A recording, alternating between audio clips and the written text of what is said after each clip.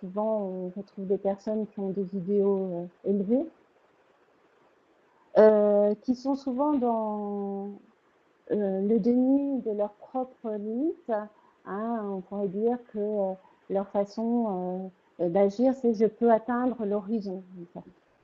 Dans leur organisation, notamment évidemment relationnelle, dans une fabrique à désillusion, comme on a pu le montrer dans le schéma que nous vous avons présenté juste auparavant, et que au fur et à mesure, une perte de sens, de son travail, une perte d'envie, enfin tout d'un coup, et à un moment donné, le burn-out les terrasse.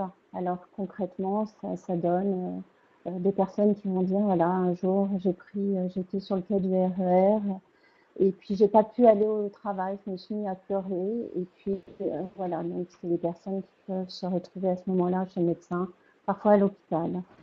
Alors, par ailleurs, du point de vue de l'entourage, c'est aussi important de voir ce qui se passe. Hein. L'entourage, notamment l'entourage, évidemment, en situation de travail. Cette personne-là va être perçue alors comme une personne fragile. Et comme elle est perçue comme une personne fragile, parfois elle est perçue comme menaçante. Et en particulier, à l'heure actuelle, on voit beaucoup les managers, par exemple, qui se sont remis en question dans leur façon de manager parce que, eh bien, ils ont des collaborateurs qui tombent, entre guillemets, et ils se sentent responsables en partie de ce qui s'est passé.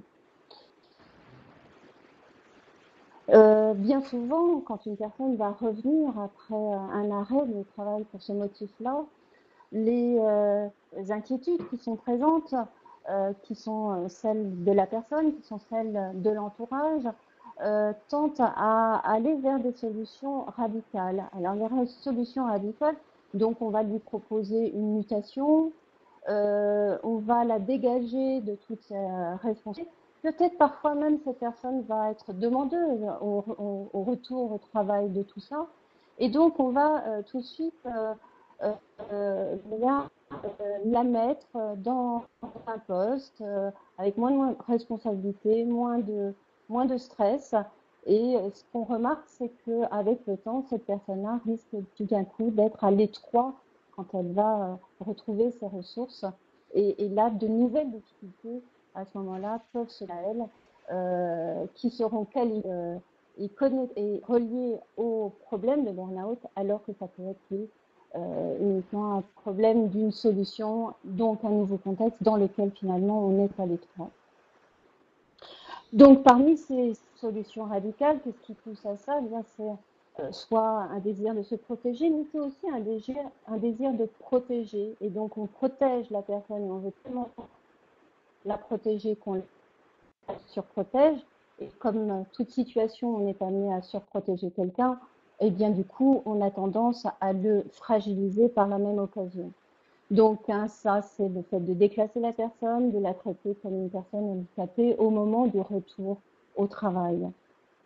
D'autres solutions qui sont présentes d'évitement. Donc, on va avoir tendance à éviter. Donc, le manager peut vouloir éviter de se retrouver avec son collaborateur.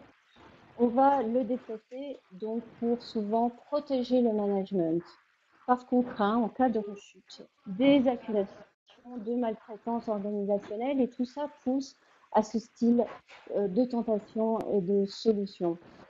Nous, ce que l'on suggère et aux entreprises, c'est de pouvoir soutenir la reprise de manière directe, par exemple, comme ce fut le cas pour Delphine, en lui proposant un soutien qui lui permettra le temps nécessaire de pouvoir reprendre son emploi en réorganisant différemment sa manière de s'organiser, notamment sur un plan relationnel.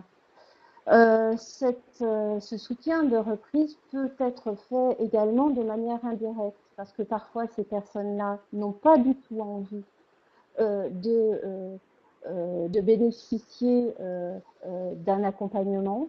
On n'arrive pas à les mobiliser. Et donc, dans ces cas-là, on donne des indications et on implique l'entourage pour gérer leurs propres tentatives de solution, que ce soit le management, les ressources humaines, le médecin du travail, c'est ce qu'on a essayé de montrer dans les cas qu'on vous a présentés. Qu'est-ce qui se passait dans le cas de Delphine? En fait, à son retour, il y avait un phénomène de honte. Elle était revenue, elle avait du mal à se retrouver, à voir ses anciens collègues. Elle avait peur de perdre la face, ce qui l'incitait à les éviter. Elle ne savait pas comment faire pour gérer ce phénomène-là.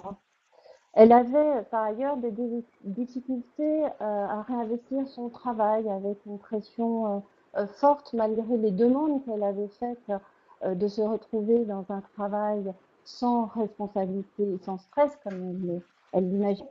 Et finalement, elle se retrouvait à revivre les mêmes choses qu'auparavant, la peur de ne pas être à la hauteur. Et du coup, qu'est-ce que nous avons fait pendant les entretiens avec elle? C'est de pouvoir aussi travailler sur euh, ce phénomène de honte, de pouvoir transformer cette honte en fierté, de manière à pouvoir couper l'évitement dans lequel elle était engagée. Puis nous avons vu avec elle comment finalement, d'une certaine façon, elle avait peur de la réaction des autres, elle avait peur d'être rejetée, elle avait peur d'un jugement, et dans son cas, elle, c'était le jugement qu'on la considère comme bête.